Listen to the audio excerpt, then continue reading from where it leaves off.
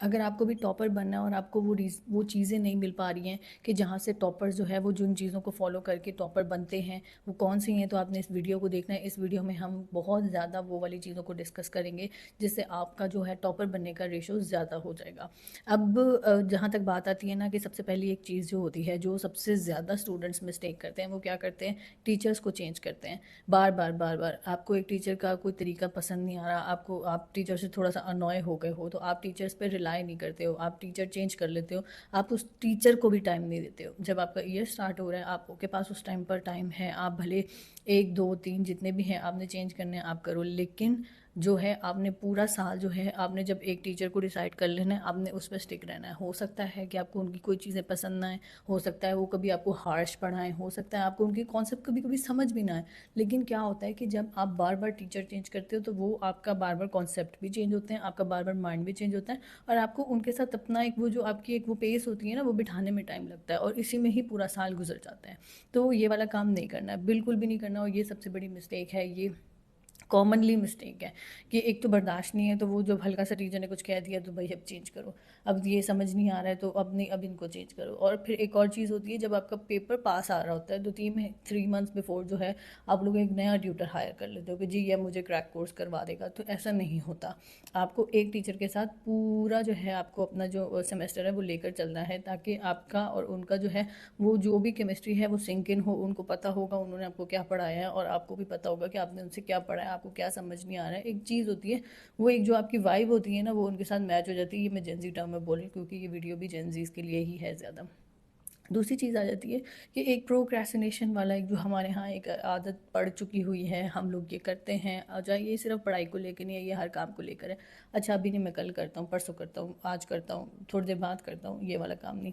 आप ये जब आपने अगर कोई चीज़ क्रैक करनी है, आपने वो सोच लिया है कि मैंने ये काम करना है, तो फिर आप उसको उसी टाइम पे करो, आप उसको लेट ना करो। आपको अगर आपको सोच आती है ना कि मैं 5 मिनट बाद करूँगा, आप ये अपने आप को कह दो मैं पहले 5 मिनट ये कर लेता हूँ, फिर उसके बाद वो, फिर आपको प्रोक्रेस्टिनेशन की जो आदत है वो ख़त्म हो जाएगी।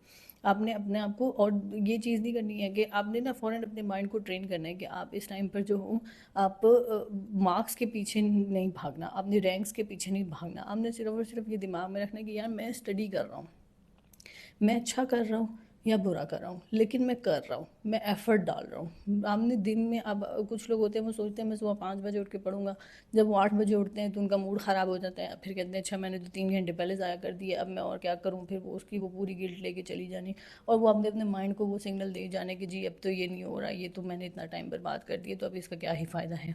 ये पैटर्न से अपने माइंड को निकालना है।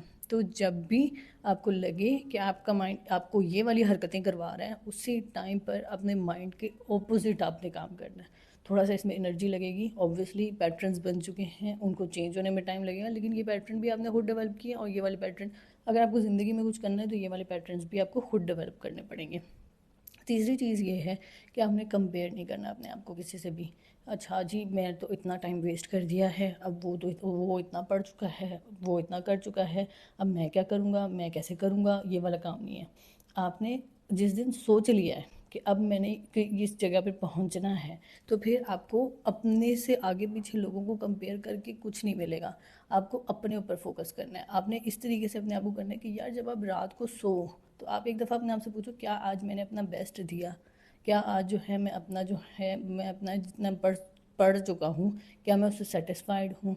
इस तरह के सवाल आपने अपने आप को सेटिस्फाई करना है, और सेटिस्फाई जब आप एक्चुअली में आपने हार्ड वर्क किया होगा, तो आप ये वाली जो कंपैरिजन है आहिस्ता आहिस्ता निकालना छोड़ दोगे।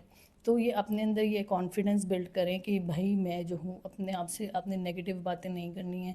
ये वाली बातें मैं बहुत दफ़ा बोलती हूँ क्योंकि फिर वो नेगेटिविटी मल्टीप्लाई होती रहती है, और जो बेसिक चीज़ होती है जहाँ पर आपने जाना होता है आप उसको छोड़ देते हो। ये वाली चीज़ हो गई। फिर जो है आपने जितना भी सिलेबस कर लिया है, ये रिवीजन जो है ये आपने मस्ट करनी है। इसके ऊपर तो कोई कॉम्प्रोमाइज़ है ही नहीं। चाहे आपने 2 चैप्टर पढ़े हैं, चाहे आपने 10 चैप्टर पढ़े हैं, आपने जब भी पेपर करीब आएगा आपने रिवीजन ज़रूर करनी है। मोस्टली ऐसे होता है कि स्टूडेंट्स जो हैं वो पढ़ने की तरफ ज़्यादा फोकस्ड हो जाते हैं, और जो आगे से आगे से आगे पढ़ते रहते हैं और पिछला रिवाइज़ नहीं करते, तो उसमें भी प्रॉब्लम आती है कि वो फिर वो जो है आगे वाला याद रह जाता है, जो पीछे वाली सारी मेहनत की होती है वो ज़ाया हो जाती है।